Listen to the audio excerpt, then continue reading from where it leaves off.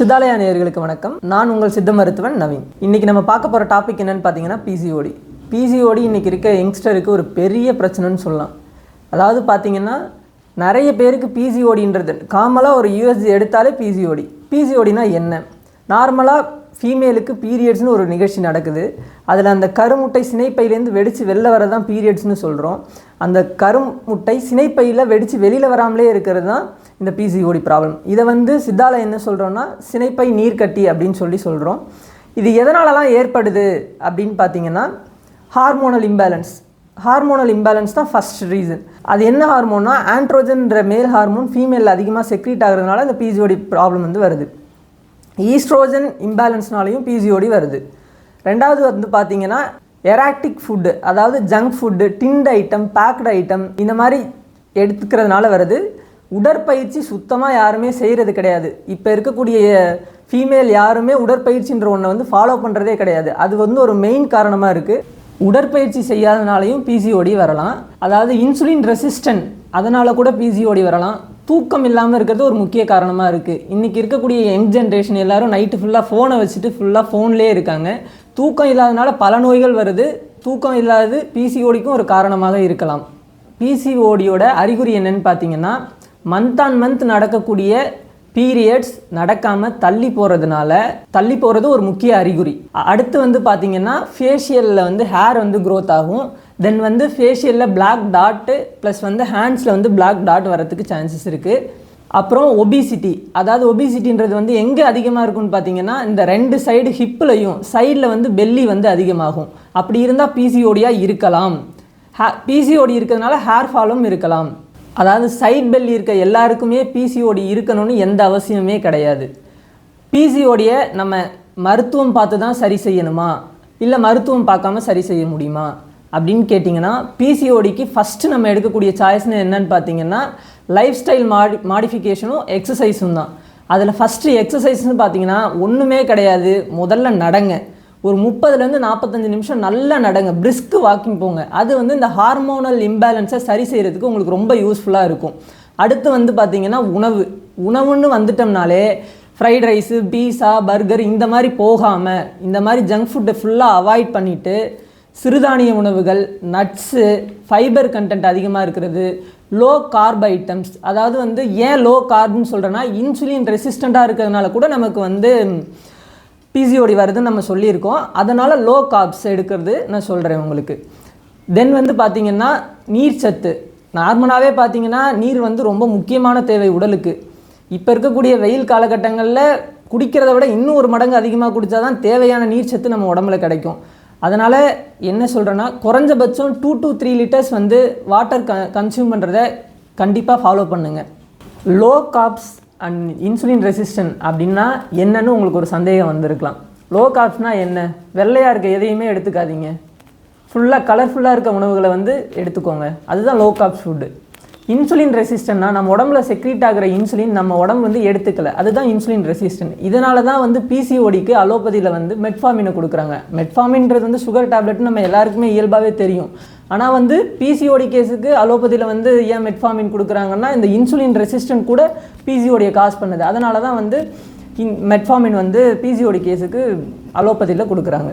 அதே நம்ம சித்த மருத்துவத்தில் பார்த்தீங்கன்னா கல்யாண முறுக்கிளை சாறு ஒரு 48 நாள் சாப்பிட்டிங்கன்னா சூதகத்தில் இருக்க அழுக்கு, அதாவது சூதகம்னு சொல்லக்கூடிய கருப்பை, அந்த ஓவரி, அதில் இருக்கக்கூடிய மொத்த அழுக்கையுமே வெளில எடுத்துரும். அதுக்கப்புறம் உங்களுக்கு இந்த பீரியட்ஸ் மந்த் ஆன் மந்த் ரெகுலராக வர ஆரம்பிக்கும். இதை நீங்கள் ட்ரை பண்ணி பார்த்தீங்கன்னா நீங்களே ஆச்சரியப்படுவீங்க. அந்தளவு ஒரு அற்புதமான மூலிகை கல்யாண முறுக்கிளை. அதுக்கப்புறம் பார்த்தீங்கன்னா ஒரு 10 பூண்டு பல் எடுத்துக்கோங்க, ஒரு கிளாஸ் பால் எடுத்துக்கோங்க. அதில் பூண்டை எடுத்து அந்த பாலில் போட்டு வேக வச்சு அதை மிக்சியில் அரைச்சி குடிச்சிருங்க. இது அகடுன்னு சொல்லக்கூடிய நம்ம வயிற்றில் இருக்கக்கூடிய அத்தனை வாயுமே வெளியேற்றிடும். ரொம்ப நல்லா இருக்கும். கேஸாக இருந்தாலும் சரி, அந்த கருப்பையிலையும் சினைப்பை பாதையிலையும் இருக்கக்கூடிய வாயு வெளியேற்றுறதுக்கு இது உங்களுக்கு ரொம்பவே யூஸ்ஃபுல்லாக இருக்கும். தென் பார்த்தீங்கன்னா ஆசனாஸ், புஜங்காசனாஸ், அப்படி இப்படின்னு நிறைய ஆசனாஸ் நீங்கள் பிசிஓடிக்காண்டி நிறைய சர்ச் பண்ணி பார்த்துருப்பீங்க. நான் உங்களுக்கு எந்த ஆசனமும் சொல்ல போகிறது கிடையாது. நான் உங்களுக்கு சொல்ல போகிறது என்னென்னு பார்த்தீங்கன்னா வீடு மாஃப் போட்டு துடைக்காமல் குத்த வச்சு துணியை வச்சு துடைங்க. அது கருப்பையோட மசிலை பலப்படுத்துறதுக்கும் அங்கே ஏற்படக்கூடிய ஹார்மோனல் இம்பேலன்ஸை சரி பண்ணுறதுக்கும் ரொம்ப யூஸ்ஃபுல்லாக இருக்கும். அதே மாதிரி வீட்டில் உட்காந்து துணி துவைங்க. இந்த மாதிரிலாம் நீங்கள் செஞ்சுட்டே இயற்கையாக செஞ்சுட்டு வந்தீங்கன்னா இந்த மாதிரி பிசிஓடி கம்ப்ளைண்ட்லாம் வராது.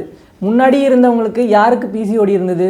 முன்னாடி பார்த்தீங்கன்னா யாருக்குமே அதிகமாக பிசிஓடின்ற கம்ப்ளைண்ட்டே இல்லை. ஆனால் இந்த ஜென்ரேஷனில் பார்த்தீங்கன்னா 100ல் 22% பேருக்கு வந்து பிசிஓடி வந்துட்டுருக்கு. இதுக்கு முன்னாடி 2021 பார்த்தீங்கன்னா 6லேருந்து 15% தான் இருந்துச்சு. இப்போ பார்த்தீங்கன்னா 22.5% வரையும் அதிகமாக இருக்குது. இதுக்கு காரணம் என்னன்னு பார்த்தீங்கன்னா ஃபுல்லாகவே எராட்டிக் ஃபுட்டும் லேக் ஆஃப் ஆக்டிவிட்டியும் தான் முக்கியமான காரணம். நல்லாவே குறையும். ஹெல்த்தியான ஃபுட்டை எடுக்கிறேன்னு சொல்லிட்டு பிசிஓடி கம்ப்ளைண்ட் இருக்கவங்க பால் எடுக்கலாமா எடுக்கக்கூடாதான்னு நிறைய பேருக்கு டவுட்ஸ் இருக்கும். பால் வந்து பிசிஓடி கம்ப்ளைண்ட் இருக்கவங்க எடுக்கிறது தவிர்க்கிறது நல்லது. இதை ஏன் சொல்கிறேன் அப்படின்னு கேட்டிங்கன்னா இது டெஸ்டோஸ்டிரான் லெவலையும் ஆண்ட்ரோஜன் சொல்லக்கூடிய மேல் ஹார்மோன் லெவலையும் அதிகப்படுத்தும். ஆண்ட்ரோஜன் லெவல் அதிகமாச்சுன்னா பிசிஓடி வரதுக்கான சான்ஸ் வந்து அதிகமாக இருக்குது. ஸோ மில்க் ஐட்டம் ஸ்வீட் ஐட்டம்லாம் அவாய்ட் பண்ணிக்கோங்க. இப்போ வந்து பார்த்திங்கன்னா நிறைய பேருக்கு பிசிஓஎஸ் அண்ட் பிசிஓடி இதுக்கு ரெண்டுக்குள்ள டிஃப்ரென்ஷியேஷன் தெரியாமல் நிறைய சந்தேகங்கள் எழும்புது. பிசிஓடினா ஒன்றுமே இல்லை, சினைப்பையில் இருக்கக்கூடிய கருமுட்டை வளராமல் அங்கேயே இருக்கிறது பிசிஓடி. பிசிஓஎஸ்ன்றது காம்ப்ளெக்ஸ் ஆஃப் ஹார்மோனல் இம்பேலன்ஸ், அதாவது நிறைய ஹார்மோன் இம்பேலன்ஸ் ஆகுறதுனால கருப்பையில் வரக்கூடிய ஒரு கட்டி அல்லது சிஸ்ட் மாதிரி மாறுறது தான் வந்து பிசிஓஎஸ். இதுதான் வந்து பாலிசிஸ்டிக் ஓவேரியன் சிண்ட்ரோம். அந்த கருமுட்டை சினைப்பையிலே வளராமல் இருக்கிறது தான் பிசிஓடி. பிசிஓஎஸோட சிம்டம்ஸ் என்னென்னு பார்த்தீங்கன்னா அதுவும் ஹார்மோனல் இம்பேலன்ஸ்னால தான் ஏற்படக்கூடியது. சிமிலாரிட்டியாக இதே மாதிரி தான் இருக்கும். ஆனால் நம்ம பிசிஓஎஸ் இருக்கவங்க கண்டிப்பாக டாக்டர் அணுகி என்ன ஹார்மோனல் இம்பேலன்ஸ் இருக்குது, அதுக்கு என்ன மருத்துவம் செஞ்சுக்கலாம் அப்படின்றத பார்க்குறது ரொம்பவே நல்லது. பிசிஓடின்றதை நம்ம வந்து லைஃப் ஸ்டைல் மாடிஃபிகேஷன்லையும் உணவு முறைகளுமே சரி பண்ணிக்கலாம். பிசிஓடின்றது ஒரு பர்டிகுலர் டிசீஸ், பிசிஓஎஸ்ன்றது ஒரு குரூப் ஆஃப் சிண்ட்ரோம், அதாவது ஒரு குரூப் ஆஃப் ஹார்மோனல் இம்பேலன்ஸ்னால நடக்கூடியது தான் பிசிஓஎஸ். இன்றைக்கி நிறைய சந்தேகத்தில் ஒன்றான பிராய்லர் சிக்கன் சாப்பிட்டா பிசிஓடி வருமா வராதா அப்படின்றது நிறைய பேருக்கு ஒரு சந்தேகமாகவே இருக்குது. கண்டிப்பாக அதிகமாக பிராய்லர் சிக்கன் சாப்பிட்டா பிசிஓடி வரும்.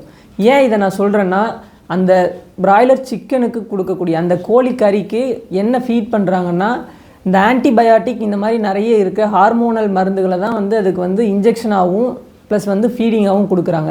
இதை நம்ம வந்து இன்டேக்காக அடிக்கடி எடுத்துக்கும் போது கண்டிப்பாக பிசிஓடி வரதுக்கான சான்சஸ் இருக்குது.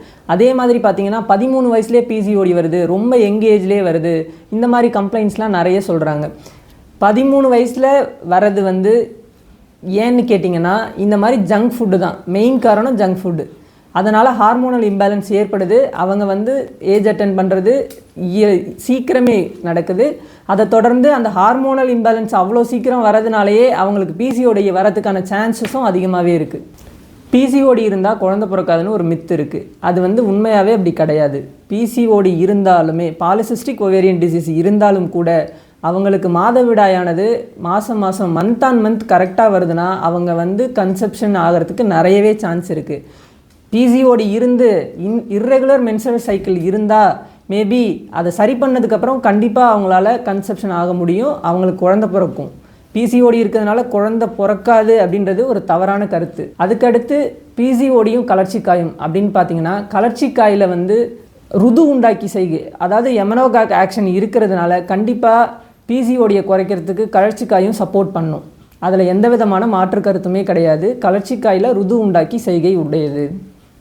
இப்போ வந்து பார்த்திங்கன்னா நம்மக்கிட்ட வர பேஷண்ட்டே நிறைய பேர் எனக்கு பிசிஓடி இருக்குது டாக்டர், எனக்கு குழந்தை பிறக்காதா அப்படின்ற கேள்வியெல்லாம் முன்வைக்கிறாங்க. அப்படி அதை எப்படி நம்ம சொல்லணும்னு பார்த்தீங்கன்னா பிசிஓடி இருந்து சைக்கிள் வந்து அவங்களுக்கு நார்மலாக மந்த் ஆன் மந்த் வந்துட்டுருக்குன்னா அவங்களுக்கு கன்செப்ஷனுக்கு எந்த தடையுமே கிடையாது. இர்ரெகுலர் பீரியட்ஸ் இருக்குன்னா கண்டிப்பாக மருத்துவர் அணுகி நீங்கள் மருந்து எடுக்க தான் செய்ய வேணும். இர்ரெகுலராக இருந்தால் ரெகுலர் பண்ணிவிட்டு கன்செப்ஷனுக்கு ட்ரை பண்ணுங்கள். ரெகுலராகவே இருக்குன்னா கண்டிப்பாக பிசிஓடி ஒரு தடையாகவே இருக்காது. இந்த மாதிரி முன்னாடி சொன்ன மாதிரி வாழ்க்கை முறையை மாற்றிக்கலாம் மேற்கொண்டு வந்தீங்கன்னா பிசிஓடின்றது ஒரு பெரிய விஷயமே கிடையாது. பிசிஓடியும் கலர்ச்சிக்காயும் அப்படின்ட்டு நிறைய பேருக்கு இருக்குது. நிறைய இங்கே வர பேஷண்ட் வந்து நெட்டில் சர்ச் பண்ணி பார்த்துட்டு வராங்க. நல்ல விஷயந்தான். கலர்ச்சிக்காய் வந்து பிசிஓடியை மொத்தமாக சரி பண்ணுமா அப்படின்னு கேட்குறாங்க. கலர்ச்சிக்காயில் ருது உண்டாக்கி, அதாவது எமனோகாக் ஆக்ஷன் இருக்குது, அது வந்து பிசிஓடியை சரி செய்யும். அந்த ஒரு மருந்து மட்டுமே சரி செய்யுமா அப்படின்ற கேள்வி கூட நிறைய வருது. அந்த ஒரு மருந்தோடு சேர்த்து டாக்டரோட பரிந்துரையின் பேரில் நீங்கள் ஒரு சில மருந்துகள் எடுத்துக்கிட்டிங்கன்னா கூடிய விரைவில் வந்து உங்களுக்கு நல்ல பலன் கிடைக்கும். இந்த பிசிஓடியை பற்றின வேறு ஏதாவது டவுட் இருந்தால் கமெண்ட் செக்ஷனில் கமெண்ட் பண்ணுங்கள். நன்றி, வணக்கம். சித்தாலயுடன் இணைந்திருங்கள். மருத்துவர்களை நேரில் சந்தித்து ஆலோசனை பெற சித்தாலயா 31/2 ஃப்ளவர்ஸ் ரோட், அரும்பாக்கம், சென்னை 106 என்ற முகவரிக்கு நேரில் வரலாம்.